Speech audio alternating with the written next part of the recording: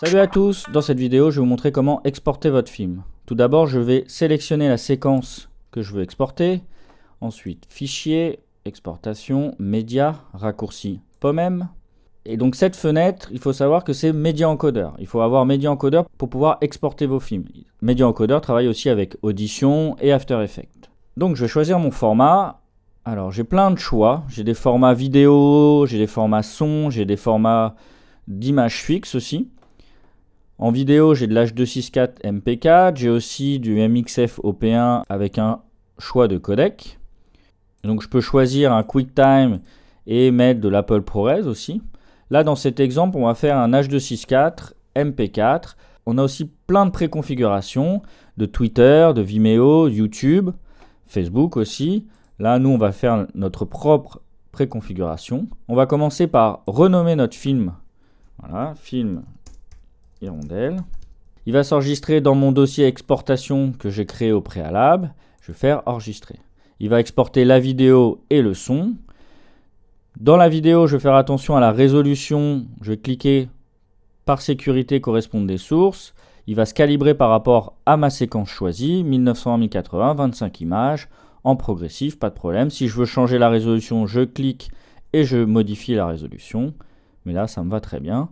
Ensuite, le plus important, je vais régler le débit, soit en constant, soit en variable de passage. Le variable de passage, il va me permettre d'avoir un fichier plus léger, mais d'avoir une qualité optimum. Là, ici, on va faire un CBR, un constant, et je vais le mettre à 20. Et vous pouvez voir en bas, la taille de fichier estimée est à 79 MO, et si j'augmente du double à 40 MO, ça me le met à 157 MO. Donc ça me double le poids de mon fichier. Donc le débit est vraiment lié au poids de votre fichier final. Donc je vais rester à 20.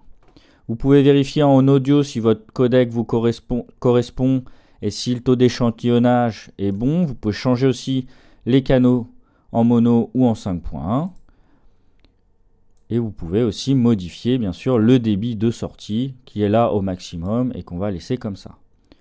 Pour cette vidéo, j'ai des sous-titres, donc je regarde bien qu'ils sont gravés sur la vidéo, c'est-à-dire incrustés directement. Si je ne les veux pas, je fais aucun, comme ça, je ne les aurai pas du tout. Là, je les veux, ok. Et donc, j'ai fini, donc je vais exporter mon film. Soit je l'exporte en cliquant ici et ça va me bloquer première et me faire une barre d'exportation, donc j'ai plus qu'à attendre. Ou soit je l'envoie directement dans Media Encoder en file d'attente, et là, je vais pouvoir aussi lancer d'autres exportations, ajouter une sortie dans Media Encoder, cliquer dessus pour changer par exemple le format. Je vais vouloir faire aussi un QuickTime Apple ProRes 422. Là, vous voyez, la résolution ne correspond pas du tout à la source, donc tout de suite je clique dessus, voilà, ça se paramètre parfaitement. Je vais le mettre, je vais changer le nom et je vais faire haute qualité, enregistrer, et je fais OK. Là, dans ce cas-là, Apple ProRes 422, j'ai pas de débit à choisir. En fait, c'est le codec qui détermine le débit final.